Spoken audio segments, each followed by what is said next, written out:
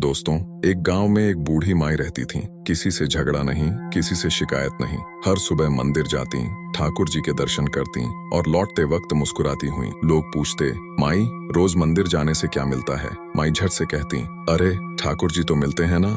सब हंसते मजाक उड़ाते, पर बूढ़ी माई का चेहरा कभी नहीं उतरता था। एक दिन मंदिर के पुजारी जी को बाहर जाना पड़ा। उन्होंने बूढ़ी माई से कहा, माई तुम रोज ठाकुर जी से मिलने आती हो, 2 दिन उनकी सेवा कर दो। नहलाना, सजाना, भोग लगाना सब संभाल लेना, हम जरूरी काम से जा रहे हैं। बूढ़ी माई ने हाथ जोड़ ली, ठीक है बाबा, जैसा बन पड़ेगा कर देंगे। पुजारी जी तो जानते थे कि माई सच्चे दिल से ठाकुर जी को जीवित मानती हैं। वो अक्सर कहती थीं, पुजारी जी आप इतना मेहनत क्यों करते हो? ठाकुर जी से कह दो अपना काम खुद कर लें, दिन भर सजे धजे बैठे रहते हैं। पुजारी जी हंसकर टाल देते थे। अब मंदिर में सिर्फ बूढ़ी माई और ठाकुर जी। सुबह हुई, माई ने बाल्टी भरी और जोर से बोली, लल्ला जल्दी आओ, नहा लो। और सचमुच ठाकुर जी प्रकट हुए, खुद बाल्टी से जल डाला, खुद नहाए। माई बोली, अब कपड़े पहन लो, चंदन लगा लो, तैयार हो जाओ। ठाकुर जी ने सब खुद कर लिया। फिर माई ने रसोई बनाई, थाली सजाई और बोली, अब खुद भोजन कर लो, मैं बूढ़ी हूँ, हाथ दुखते हैं। ठाकुर जी ने मुस्कुराते हुए भोग ग्रहण किया। शाम को माई बोली, अब सो जाओ लल्ला।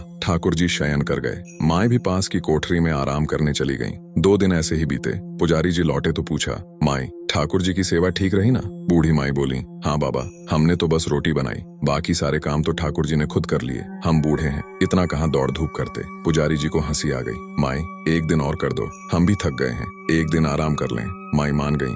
अगली सुबह फिर वही हुआ। माई ने आवाज लगाई, लल्ला उठो, नहा लो। पुजारी जी छिप कर देख रहे थे। जैसे ही ठाकुर जी साक्षात नहाने लगे, पुजारी जी की आंखों से आंसू बह निकले। भगवान एक पल को दिखे और फिर अंतर्धान हो गए। पुजारी जी दौड़े, बूढ़ी माई के चरणों में गिर पड़े। माई तुमने आज मेरी आंखें खोल दी। मैं वर्षों सेवा करता रहा, पर मन में थोड़ा सा भी संदेह था। तुम्हारे सच्चे प्रेम ने ठाकुर जी को जीवित कर दिखाया। तुम धन्य हो माई। दोस्तों, भगवान को न रिचुअल चाहिए न दिखावा, उन्हें चाहिए बस एक निष्कपट बच्चे जैसा विश्वास, बूढ़ी माई जैसा सच्चा प्रेम।